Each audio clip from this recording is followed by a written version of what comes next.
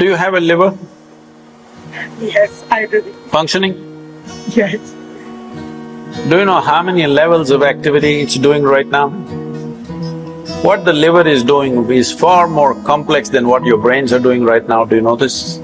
A brainless liver, if it can do so many things, a brained Praneet, how many things? So you must understand this. On a round planet which is spinning right now, hello? Are you on a round planet? Spinning? Most people don't understand this unless, they get sozzled out with something or they get some ailment.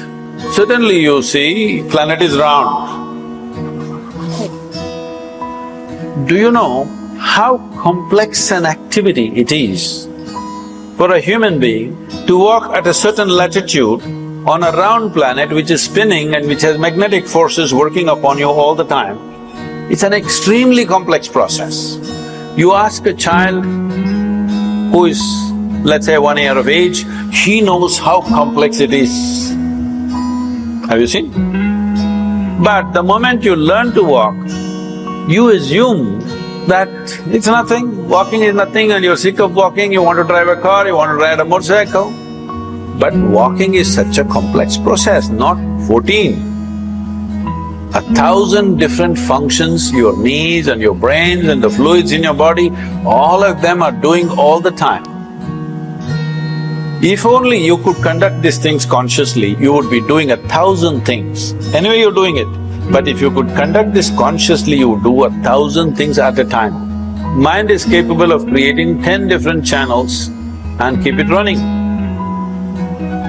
A complex mathematical problem, a sensation, a music, some raga, this, that, 100 things at the same time, because that is how complex human mind is. This complexity you can use either to drive yourself crazy with unbridled thought and emotion, or if you harness it, it can do things that nobody has imagined possible.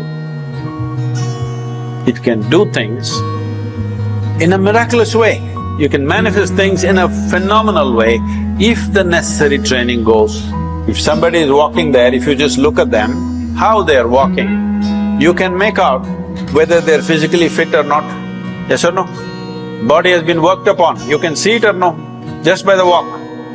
Similarly, whether the mind has been worked upon or not, whether your energies have been worked upon or not, is something that's visible. Most people may not see, but if you pay attention, you will see. Right now, most human beings, the problem is we gave you a super computer. The most sophisticated machine on this planet is this human mechanism. I am asking you, have you read the user's manual? Hello? No. When you're going to read it, on the last day?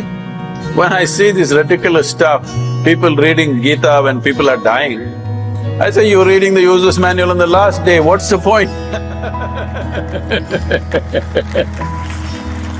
If you buy a phone, should you read the user's manual in the first 3 days or after 3 years when you want to get rid of the phone? Huh? You must read it in the first 3 days. So I'm not asking you to read a scripture. Well, this is a living scripture.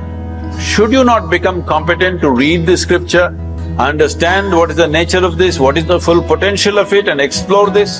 Because this life is not about this or that. This life is about this. There is no choice about this. It is just that you can enslave this life to something else and think it's about that. But actually it's about this. Are you okay with this? You think right now your life is about education. No, your life is about this. You want this one educated, you want this one to do well, you want this one to experience love, you want this one to experience pleasure, you want this one to do all this. All the other things are only attendant things. This is the real thing, isn't it? So if this is the real thing, does this deserve some amount of attention? Some amount of attention means not standing in front of the mirror and attending to your skin endlessly. Should you not pay attention to every dimension of what this human being is made of? what makes this life tick. And how, if you understand what makes it tick, you can make it roar.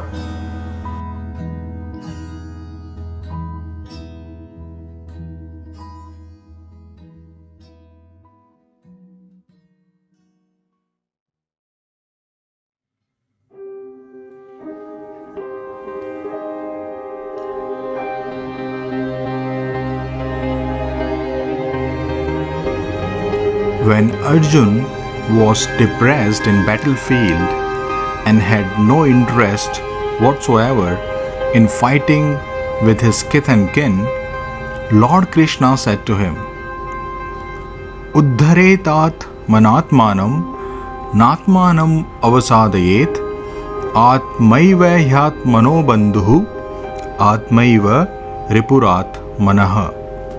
O Arjun, you have to elevate yourself through the powers of your mind, because this mind can be your best friend and the same mind can be your worst enemy too.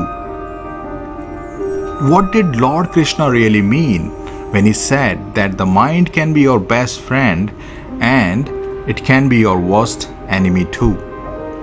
What he meant was that your mind has the potential to be your best friend and also your worst enemy. It all depends on you what you make of it. It all depends on you how you use it. If put to discipline, your mind will be your best friend. It will always be at your beck and call whenever you need it to make any important decision in your life. Your mind will then make you experience the kingdom of heaven right here, right now. And if it is allowed to do what it wills, then it can create living hell for you as well. And that's the case with the majority of the people in this world.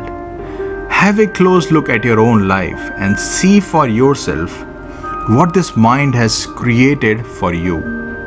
Are you living in heaven or are you living in hell? Be honest with yourself and see that most of the time it just makes you undergo untold suffering. And this is not your mind's fault. Yes, you heard that right. Your mind is not at fault here.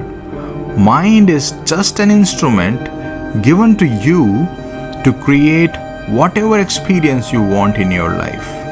Mind is only a means using which you can create the kind of life that you want for yourself. You have a knife. With this knife, you can cut fruits, feed yourself with those fruits and make yourself healthy. And with the same knife, you can cut yourself too. Tell me, is the knife at fault here? In the same way, using this mind, you can create heaven right here. And with the same mind, you can create hell as well. Heaven and hell are not geographical locations. They are just the states of your mind. Jesus said, the kingdom of heaven is within you. Jesus didn't say that the kingdom of heaven is up above in the space beyond the clouds. No, he didn't say that. He said, kingdom of heaven is right within you. And by kingdom of heaven, he meant your divine infinite nature. That's the heaven he was talking about, and that is the real heaven. The more correct expression would be, you are that kingdom of heaven, because you are that divine infinite being taking yourself to be this little limited body-mind complex. It's because of the mind that you take yourself to be this little limited self. See, that is the power of your mind. You, the divine infinite being, start considering yourself as the limited self. Limited to just this body-mind complex. And how does it happen? It happens because of the mind. But when you start living consciously, when you start living with awareness, the same mind then can create anything for you. Whatever you wish then comes true. The only condition for this is that your mind should remain anchored to your real self. When you start living consciously, then whatever you desire on the material level gets fulfilled. So you can create anything you want in your life with your mind. Heaven and hell are both potential states of mind. What you manifest with it, the heaven or the hell, it is totally and completely up to you.